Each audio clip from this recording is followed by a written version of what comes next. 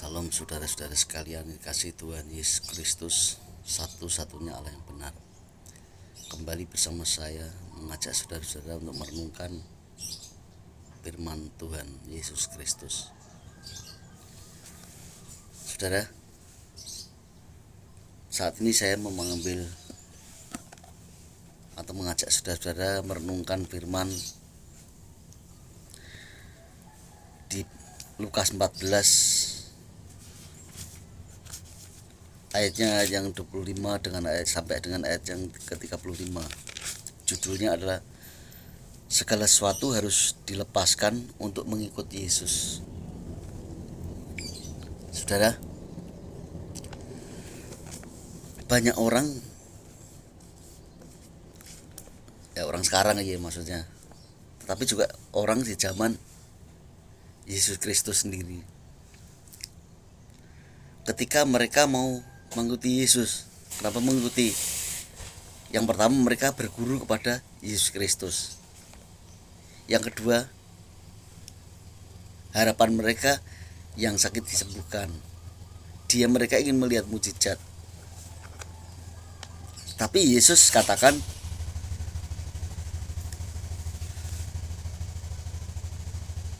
orang-orang yang mengikuti dia, artinya murid-muridnya. Ya, ini ayat 25 saya baca. Judulnya segala sesuatu harus dilepaskan untuk mengikuti Yesus. Pada suatu kali banyak orang berduyun-duyun mengikuti Yesus dalam perjalanannya. Sambil berpaling ia berkata kepada mereka. Jadi kemana-mana Yesus itu banyak mengikuti. Dalam perjalanannya banyak mengikuti. Baik murid-muridnya sendiri, juga orang lain, karena melihat kuasa Yesus, ya, menyembuhkan orang sakit, ya, bisa menghidupkan orang mati dan sebagainya. Lalu banyak orang mengikuti berduyun-duyun. Duyun-duyun itu banyak berarti, ya, bukan satu dua, ya. Tapi Yesus berkata, jikalau seorang datang kepadaku dan ia tidak membenci bapaknya, ibunya, istrinya, anak-anaknya, saudara-saudaranya laki-laki atau perempuan, bahkan nyawanya sendiri, ia tidak dapat menjadi muridku. Dan berarti ini kan orang yang menjadi murid Yesus. Nah, ini banyak gagal pahami orang, saudara. Ayat ini banyak gagal pahami orang. Loh, Yesus berarti mengajarkan kebencian, tidak mengasihi saudaranya, keluarganya. Terbukti berkata, jikalau seorang datang kepadaku dan ia tidak membenci bapaknya, ibunya, istrinya, anak-anaknya, saudaranya laki-laki atau perempuan, bahkan nyawa sendiri, ia tidak dapat menjadi muridku. Ya, inilah terkadang bahkan orang Kristen sendiri ayat ini disingkirkan, saudara. Bahkan pengkhotbah juga menyingkirkan. Ini menyimpulkan dengan cara berpikir lain. Padahal di sini sudah dijelaskan apa artinya itu. Artinya adalah ayat 27 kita baca. Barang siapa tidak memikul salibnya dan mengikut aku, ia tidak dapat menjadi muridku. Udah jelas. Barang siapa tidak memikul salibnya. Memikul salibnya artinya dia menerima penderitaan, memikul setiap penderitaan. Jadi orang yang mau mengikut Yesus itu harus mau memikul penderitaan. Penderitaan apa? Banyak hal. Karena untuk menjadi muridnya Yesus, artinya berguru pada Yesus. Orang dulu, sekarang pun sama, saudara. Dia harus banyak meluangkan waktu, tenaga, pikiran. Kalau zaman dulu kan mendengarkan Yesus berkhotbah di mana-mana. Untuk mendengarkan khotbah, ternyata ketika berkhotbah, mendengarkan khotbah Yesus, ada orang yang melakukan pekerjaannya pun itu tidak salah. Siapa itu? Marta dan Maria. Maria mendengarkan sungguh-sungguh, meluangkan waktunya, mengorbankan waktunya untuk mengerti apa yang dikatakan Yesus. Tapi Marta sibuk dengan pekerjaannya, tidak bisa menjadi muridnya, karena pasti akan tidak paham dengan apa yang disampaikan pada Yesus.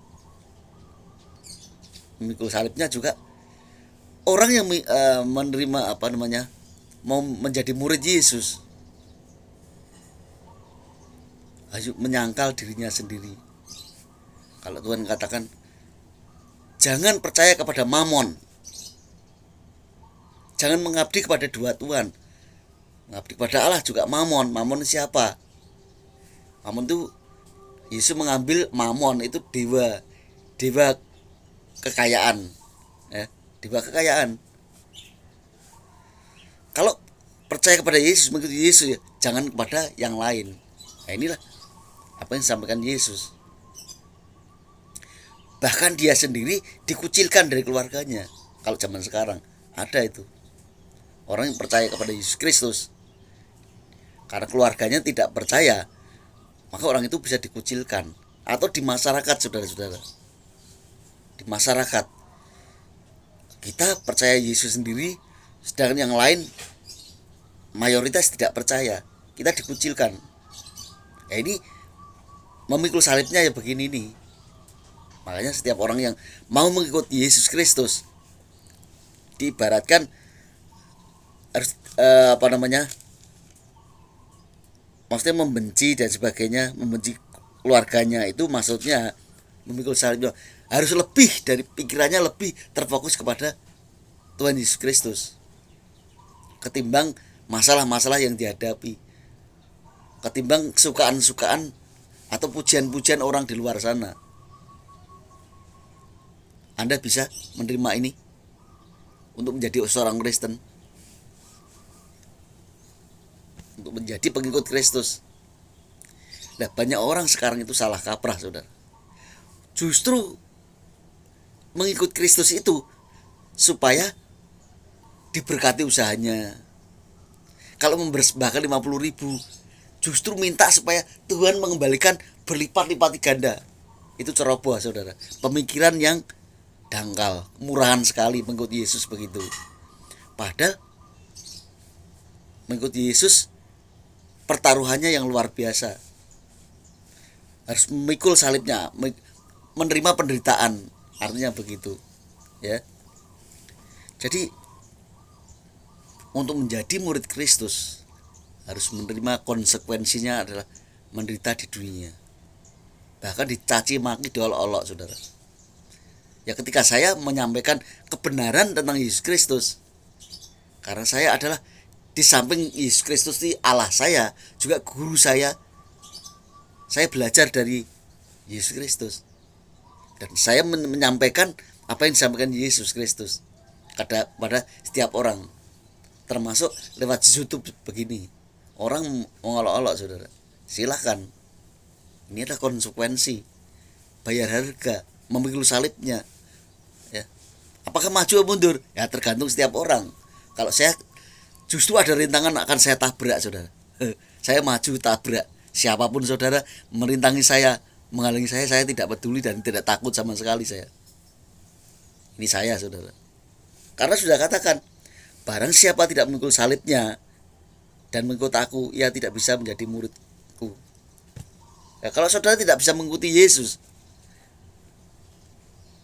tidak tahan mendengar apa yang disampaikan Yesus, yang sekarang konsepnya kan Yesus sudah naik surga, meninggalkan firman yang tertulis sama hamba-hambanya atau utusannya atau nabi-nabinya, lalu kita sampaikan, ya begitu. Tinggal saudara mau menerima enggak. Kalau kuping saudara panas dengan perkataan saya, berarti saudara tidak menerima. Yang pertama, zaman dulu orang yang mengikuti Yesus itu hanya ingin melihat mukjizat, makan roti 5 potong, lalu ikan 2 ekor yang sudah matang itu dengan kuasanya bisa menghidupi atau memberi makan ribuan orang, ya. Ya itu banyak orang kan begitu, hanya ingin melihat dan kuasa mujizat dan menerima mujizat Yesus saja. Orang mengikuti Yesus itu, tapi tidak mau memikul salibnya, pasti tidak akan menjadi muridnya, tidak bisa. Lagian orang seandainya pengikut Kristus atau yang menjadikan Kristus Tuhannya, atau pengkhotbah seperti saya, misalkan saya berkhotbah ya, di mana di YouTube juga ada orang saya khotbahi begitu, misalkan hanya berkat mujizat kamu akan diberkati berlipat-lipat ganda. Ketika datang paceklik, orang itu tidak lagi datang kepada Tuhan, pasti itu karena hanya mencari kesuburan ketika mengikut Tuhan Yesus Kristus. Nah, ini fatal, saudara. Tidak tahu arti dari firmannya ini. Makanya ayat ini, ayat yang saya baca ini sulit diterima. Satu, orang Kristen yang mengaku Kristen. Dua, para pengkhotbah tidak menerima itu kalau tidak ngerti. Kalau tidak, yang mengerti, oh ternyata begitu. Ya, maju sedikit ya. Ayat 33. Demikian pula lah tiap-tiap orang di antara kamu,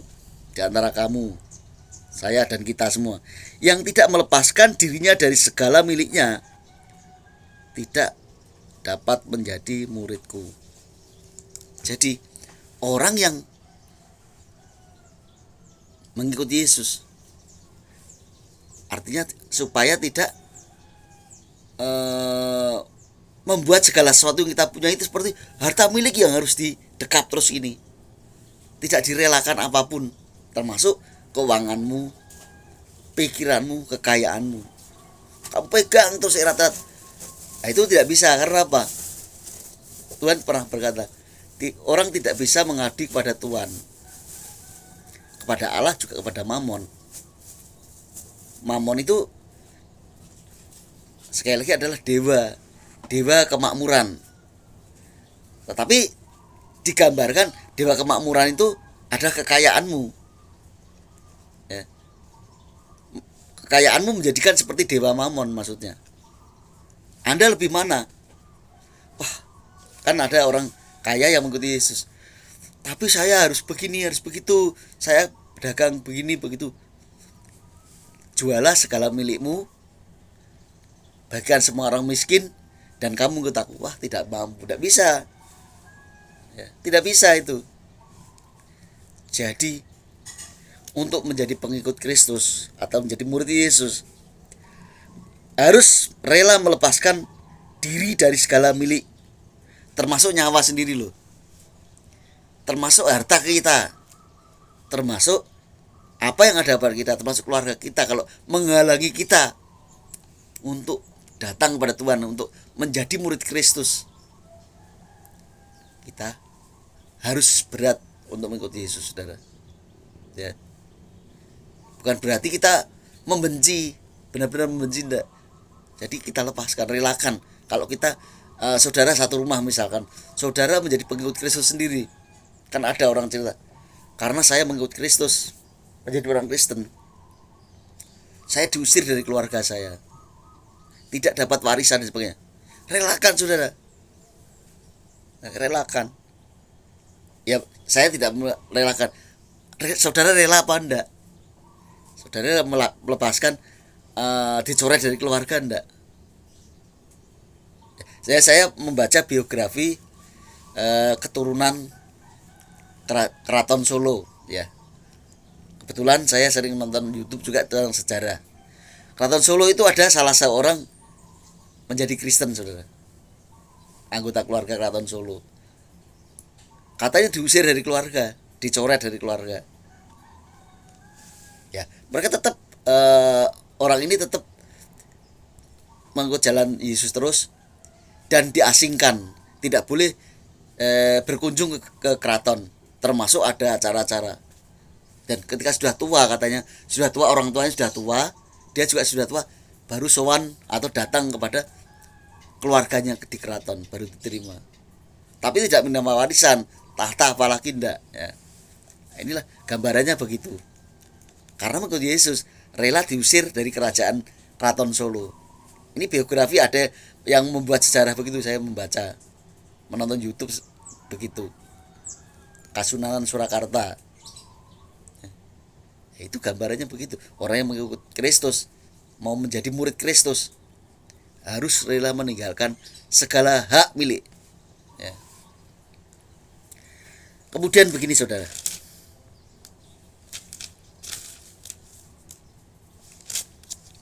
ayat 29,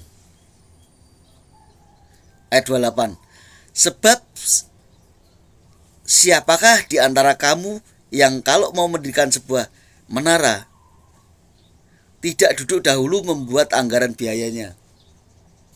Kalau cukup uangnya untuk menyelesaikan pekerjaannya itu. Ayat 29.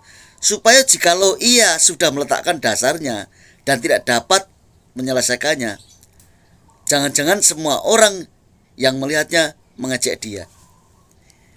Sebenarnya ayat 28, ayat 29 ini berbicara tentang keimanan. Ya, keimanan. Jadi kadang diselewengkan orang dengan hal-hal yang lain. Ini tentang keimanan saudara. Apa iman saudara kepada Yesus Kristus? Tujuanmu apa? Ya. Kenapa kamu percaya kepada Yesus Kristus? Kenapa kamu menjadi murid Yesus? Kamu menjadikan Yesus Kristus Tuhan. Harus punya dasar yang jelas. Kalau saudara tidak bisa punya dasar jelas tentang kedua, artinya punya dasar jelas tentang kenapa mengikuti Yesus, kenapa menjadi murid Yesus, kenapa menjadikan Yesus sebagai Allah dan Tuhan, tidak punya dasar iman yang jelas, saudara pasti akan keok. Artinya jatuh, kalah. Diserang serangan kalah pasti. Karena tidak punya dasar. Ya. Harus saudara kalau menjadi orang Kristen, mengaku menjadi murid Kristus, murid Yesus, menjadikan Yesus Tuhan, punya dasar yang jelas. Jangan karena ingin diberkati, jangan hanya karena menerima mujizat. Ya kita pasti berkati, tidak perlu kita wah kalau mengikuti Yesus pasti tujuannya ingin mencari berkat yang melimpah. Dulu rumah saya satu, karena saya ikut Yesus supaya Tuhan tambahkan rumah lagi 2, 3, 4 dan sebagainya. Itu tolol saudara. Saya katakan tolol karena Anda sedang mendirikan seperti ini loh. Mendirikan sebuah menara tidak duduk dahulu membuat anggaran biayanya, artinya tidak diperhitungkan. Saudara itu mengikuti Yesus dan Tuhan tidak memikirkan dulu kenapa begitu, apa konsekuensinya.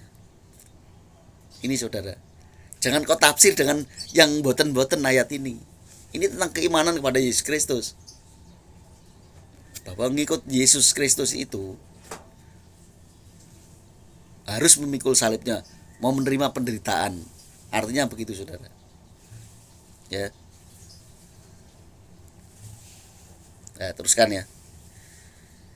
Supaya ayat 99, supaya jikalau ia sudah meletakkan dasarnya, artinya mempunyai dasar yang kokoh, dan ia tidak dapat menyelesaikannya, dia punya dasar tapi tidak bisa menyelesaikan, jangan-jangan semua orang yang melihatnya mengejek dia. Ya jelas mengejek. Akhirnya putus di tengah jalan. Banyak orang begitu percaya kepada Yesus Kristus. KKR ya, KKR melayani khotbah di mana-mana. Jadi pemimpin gitu, main musik, semangat saudara. Tapi ketika ada rintangan, halangan dan sebagainya, saudara meninggalkan Yesus. Banyak orang di sana mengecek, tapi saudara nggak ngerti. Inilah harus punya dasar yang jelas. Kenapa saya mengikuti Yesus? Kenapa saya menjadi murid Yesus? Kenapa saya menyembah Yesus? Kenapa Yesus kok saya jadikan Allah? Harus punya pengertian jelas di situ. Sehingga ada goncangan, ada terpaan, ada serangan lawan, saudara tidak goyah saudara. Ya, kalau saudara jatuh, karena rata-rata orang yang jatuh atau gagal dalam mengikuti Yesus itu rata-rata karena tidak punya dasar yang jelas. Saudara mengikuti Yesus karena harta kekayaan. Saudara mengikuti Yesus karena ingin melihat mukjizat.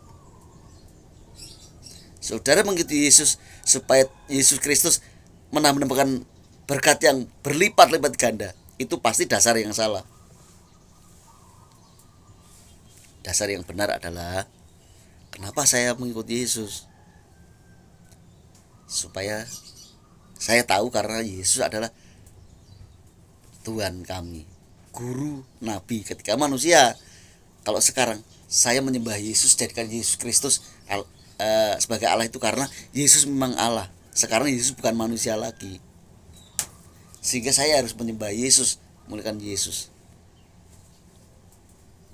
Nah, kalau sudah begitu, keadaan apapun juga, penderitaan apa yang kau terima, yang kau derita, pasti saudara tidak akan jatuh. Apakah yang ngomong begini tidak menerima penderitaan? Penderitaan di dunia ini semua orang pasti akan mendapat penderitaan. Ya. Tapi saya memilih untuk maju, saudara. Karena saya tahu, percaya ketika Yesus menjadi manusia, dia juga mengajarkan segala hal. Dia menjadi manusia supaya dia bisa mati. Kenapa harus mati?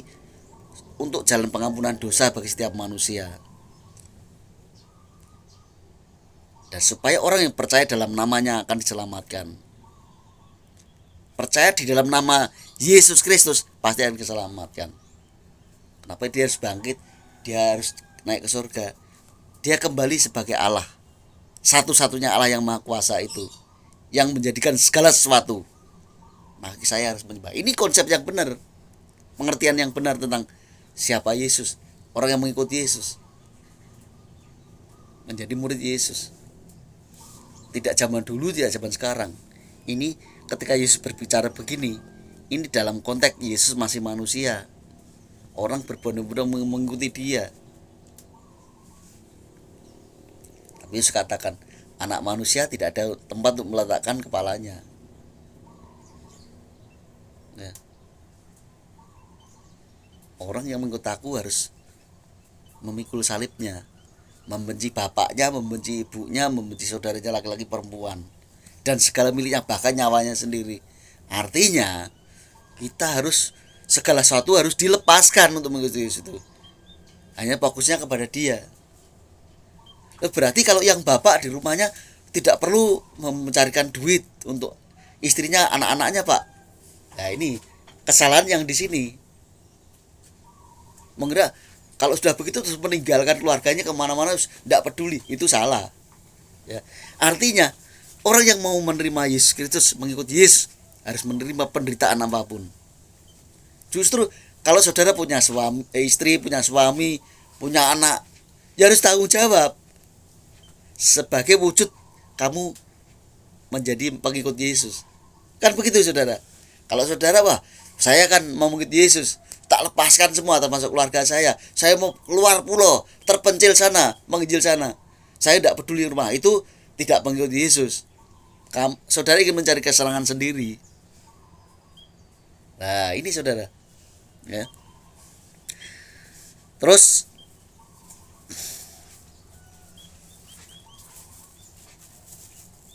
nah, ini ya juga sering banyak garam, tapi garam di sini juga beda. Ayat 34. Garam memang baik, tetapi jika garam menjadi tawar, dengan apakah ia diasinkan? Ini berbicara tentang apa, saudara? Berbicara tentang keimanan. Keimanan. Iman Anda menggebu-gebu. Saat menerima Yesus kan menggebu-gebu. Haleluya, kemanapun ada KKR ikut, ya. Ada seminar dimanapun ikut. Tetapi saudara tidak punya dasar yang kokoh di dalam Kristus Yesus. Ada badai menerpa, saudara meninggalkan Yesus. Saudara mendapatkan jodoh yang bukan orang percaya. Saudara berani melepaskan kepercayaan saudara sendiri, memilih mengikut kepercayaan orang. Nah, ini Banyak orang Kristen begitu. Dulunya menggebu-gebu. Maksudnya garam di sini. Imanmu luar biasa kepada Tuhan Yesus Kristus. Tetapi ketika imanmu itu sudah mulai luntur, bagaimana kamu bisa dibangkitkan kembali? Digambarkan sebagai garam. Garam memang baik, tetapi jika garam itu menjadi tawar, dengan apakah dia diasinkan? Kalau di ayat lain, garam itu beda dengan ini. Buang ditinjak-injak orang, artinya dibuang ditinjak orang. Kalau di sini garam yang tidak bisa diasinkan kembali, pasti akan tidak ada gunanya. Bagi Tuhan kamu tidak ada faedahnya sama sekali. Ya. Ya. Jadi apa yang saya sampaikan ini adalah menjadi perenungan bagi saya dan saudara semua yang mengaku Kristen. Kalau yang tidak mengaku Kristen, ya ngapain ikut-ikutan ini? Hanya orang yang mengaku Kristen. Yang mengaku Kristen belum tentu kalau percaya Yesus Kristus sebagai Allah, sebagai Tuhannya. Jadi orang yang mengikuti Yesus, menjadi murid Yesus, bahkan sekarang menjadikan Yesus Kristus Tuhan dan Allahnya, harus punya dasar yang jelas. Apa itu? Kenapa kamu mengikuti Yesus? Kenapa kamu jadi murid Yesus? Kenapa kamu menyembah Yesus Kristus? Kenapa kalian saudara-saudara sekalian dan saya itu menjadikan Yesus Allahnya? Harus punya dasar yang jelas. Ya. Saudara. Ya, jadi garam di ayat 34 ini ada hubungannya dengan ayat ke-29. Supaya jikalau ia sudah meletakkan dasarnya dan tidak dapat menyelesaikan, jangan-jangan semua orang yang melihatnya mengejeknya. Ya, kamu sudah percaya Yesus, tapi ketika ada segala hal kamu tidak bisa meneruskan, tidak melanjutkan percaya kepada Yesus itu. Banyak orang akan mengejek pasti. Percaya Yesus ditukar dengan duit. Anda ditawari jadi jabatan RW aja, saudara orang Kristen terus meninggalkan Kristennya karena sering diundang ke tempat-tempat ibadah lain, luntur saudara. Anda saudara menjadi orang Kristen, lalu di pekerjaan Anda ditawari jabatan yang lebih tinggi, tetapi dengan syarat meninggalkan Yesus Kristus, harus ke agama tertentu, harus berpakaian seperti agama-agama orang lain. Saudara lebih memilih itu.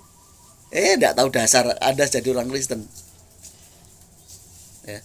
Orang kan mengajak, dengan ditawarin aja jabatan begitu, orang itu udah terkintil-kintil katanya begitu. Ya, ada begitu.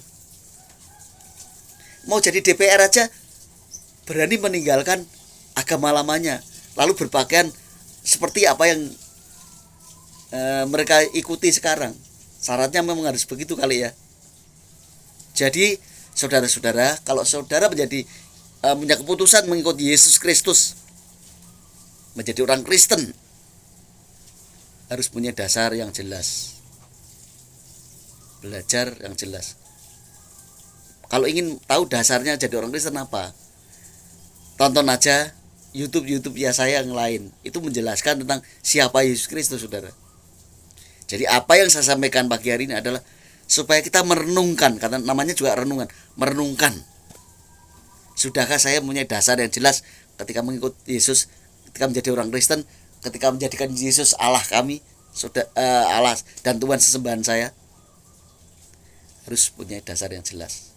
Tonton YouTube saya yang lain supaya saudara ngerti apa yang saya sampaikan, supaya saudara-saudara berkenan di hadapan Tuhan. Iman saudara tidak mudah goyah dengan keadaan yang terjadi. Dan ketika Yesus datang kedua kali menemui saudara, masih ditemui bahwa saudara masih punya iman kepada Dia. Apa yang saya sampaikan kiranya memberkati saudara-saudara sekalian. Haleluya. Amin.